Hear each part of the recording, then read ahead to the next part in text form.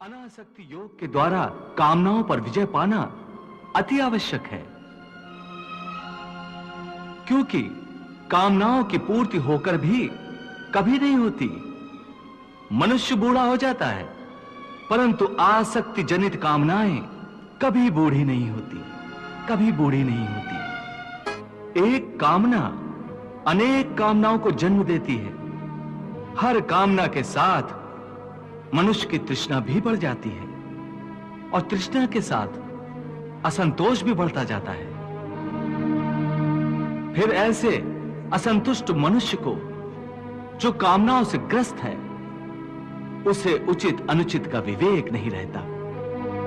पार्थ, इसलिए मैं तुमसे कहता हूं कि तुम अपनी कामनाओं का त्याग करके स्थित प्रज्ञ बनो। स्थित प्रज्ञ जो कर्मयोग की चरम अवस्था है। हे मधुसूदन, तुम तो कहते हो कामनाओं का त्याग करके स्थित प्रज्ञ बन जाओ, परंतु स्थित प्रज्ञ बनने के लिए सबसे आवश्यक क्या है? स्थिर बुद्धि। स्थिर बुद्धि? परंतु मनुष्य अपनी बुद्धि को स्थिर कैसे रख सकता है? आशा और निराशा दोनों से मुक्त होकर ही बुद्धि को स्थिर किया जा सकता है। बुद्धि स्थिर होगी तो इंद्रियों के विषयों का बल टूट जाएगा। यदि कोई किसी इंद्रिय को ही काट कर फेंक दे तो क्या उस इंद्रिय का विषय नष्ट हो जाएगा? नहीं अर्जुन, यदि किसी दुर्घटनावश किसी की आंखें अंधी हो जाएं, तो यह आवश्यक नहीं कि उसकी आंखें रूप की कल्पना करना ही छोड़ दें। आंखें ना होने पर भी उसका मन ऐसे दृश्यों की कल्पना कर सकता है जो उसे विषयों के मुंह में फंसाए चले जाएं। पार्थ, एक अंधा मनुष्य भगवान के स्वरूप की भी कल्पना कर सकता है और एक नारी के शरीर की भी कल्पना कर सकता है। सो किसी इंद्रिय के होने ना होने से मन की वासना और आसक्ति में फर्क नहीं पड़ता।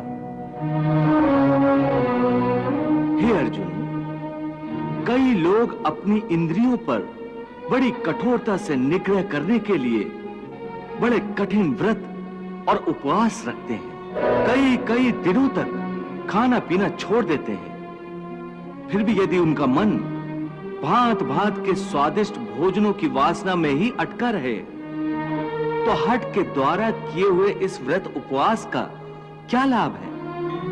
ऐसे लोग हठ के द्वारा अपनी इंद्रियों को सुखाकर निर्बल तो कर देते हैं, परंतु इससे विषयों की आसक्ति का त्याग नहीं हो सकता। याद रखो, विषयों से अधिक खतरनाक है विषयों की आसक्ति, और विषयों की आसक्ति का त्याग केवल इंद्रियों के निग्रह से नहीं हो सकता। आसक्ति का त्याग केवल मन के निग्रह से होता है। जब मन निरासक्त हो जाए तो इंद्रियां अपने अपने विषयों को भोगती हुई भी इन विषयों से निरासक्त रहती हैं। जैसे कमल का फूल पानी के अंदर रहते हुए भी सूखा ही रहता है, जल की एक बूंद भी उसके पत्ते पर नहीं ठहर सकती। इसलिए मैंने कहा है कि पहले ज्ञान के द्वारा बुद्धि को स्थिर करो। बुद्धि मन को स्थिरता देगी।